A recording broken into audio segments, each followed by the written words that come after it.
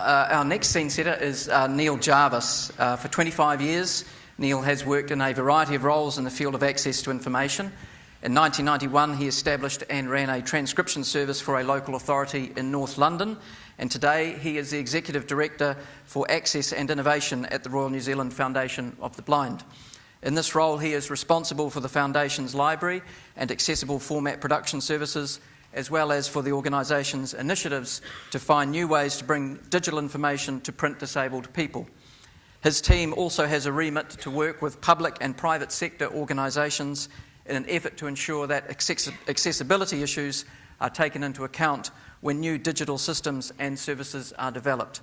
He is currently President of the Roundtable on Information Access for People with Print Disabilities and represents the Foundation on the board of the DAISY Consortium. Neil benefits personally from accessible information every day, and so is not surprisingly a strong advocate of anything which gives print-disabled people the access they require, whether that is in Braille, DAISY, electronic language, large print or audio. So please welcome Neil Jarvis.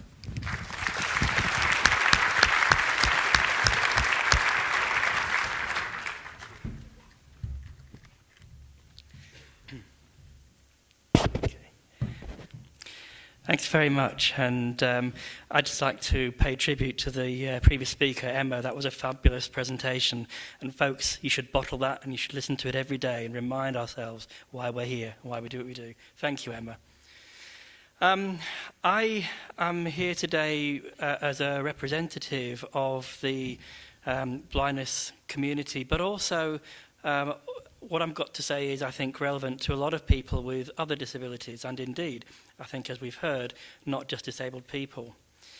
I'm certainly, as has been said, someone who's absolutely keen and passionate about the access to information issue, and it's a real major problem for a lot of the people that I work for and I represent.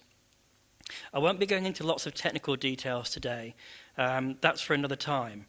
But I will talk to you about how my specific community and how disabled people in general are affected by the issues of inclusion in digital society. I'll use examples from my own personal direct experience to illustrate some of the arguments I want to make today. Digital inclusion is a particularly important subject to disabled people, either actually now or potentially in the future. In my case, I've never had better access to information, goods and services, the democratic process, and so much more that makes us all citizens in civic society.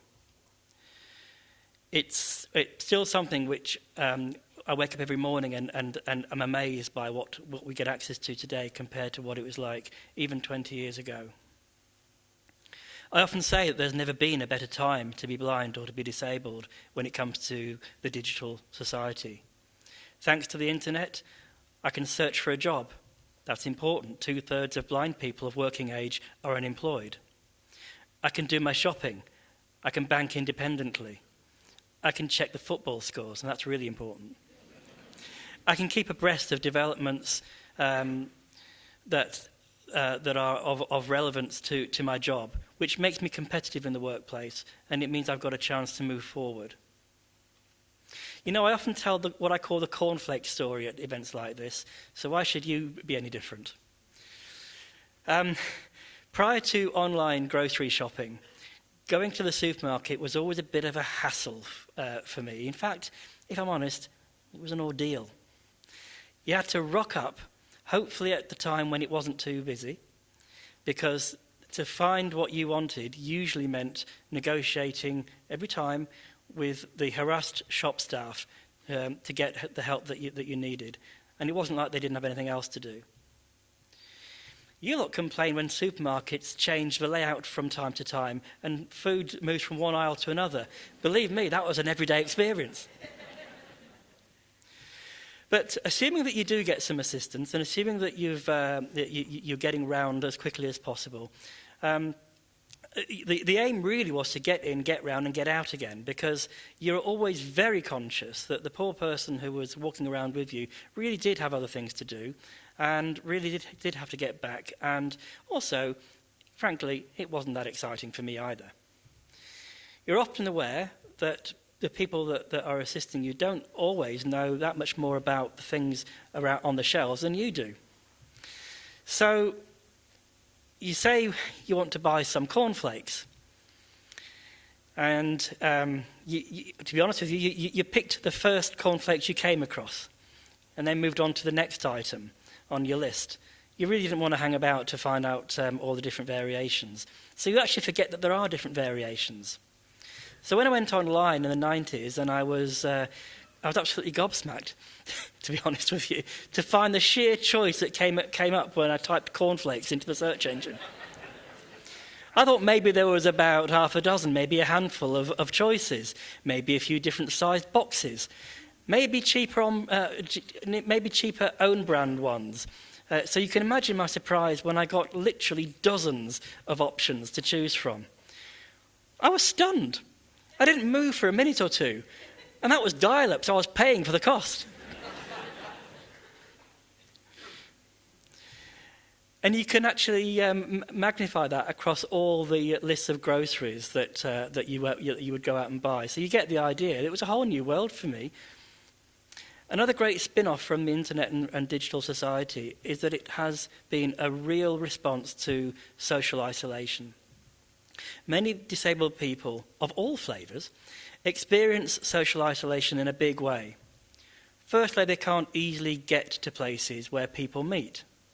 They don't have access to transport that they can use. They might easily get lost, especially at night. In some cases, they might be afraid. And through experience that they might have had, even if they get there, they might find that they're not easily accepted or made welcome. They might not be able to get to the building where the event is taking place. Wheelchair access might be appalling or non-existent. Result, they often get into the habit of not going out, not meeting friends, not making new friends.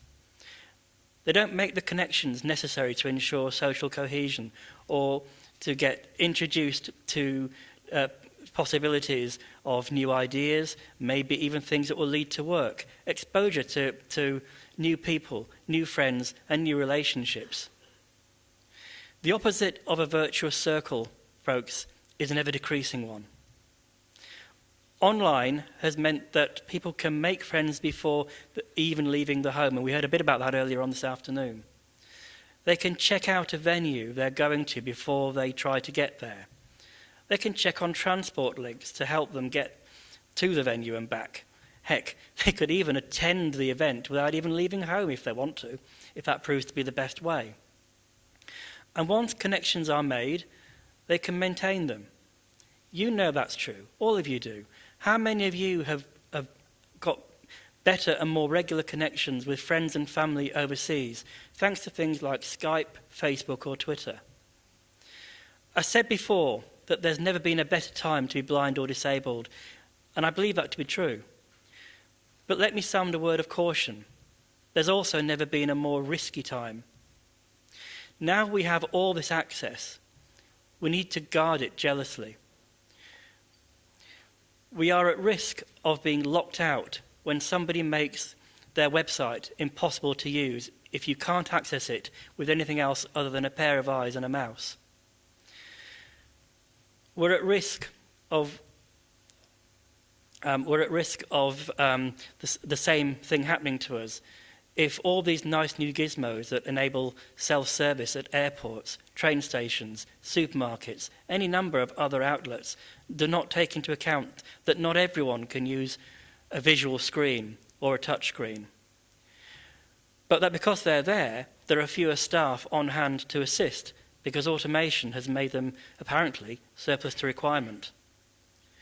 We're at risk when the only way you can access the bright new age of technology is if you have sufficient disposable income. Most disabled people live on or near the poverty line.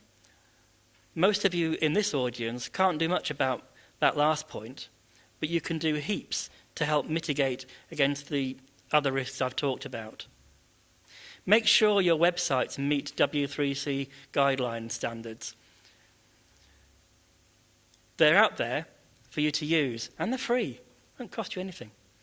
Make sure if you design or commission electronic or digital devices at point of sale that accessibility features are built in from the beginning. Auckland Transport's doing it right now as it's developing its new ticketing machines, so the rest of you can do exactly the same.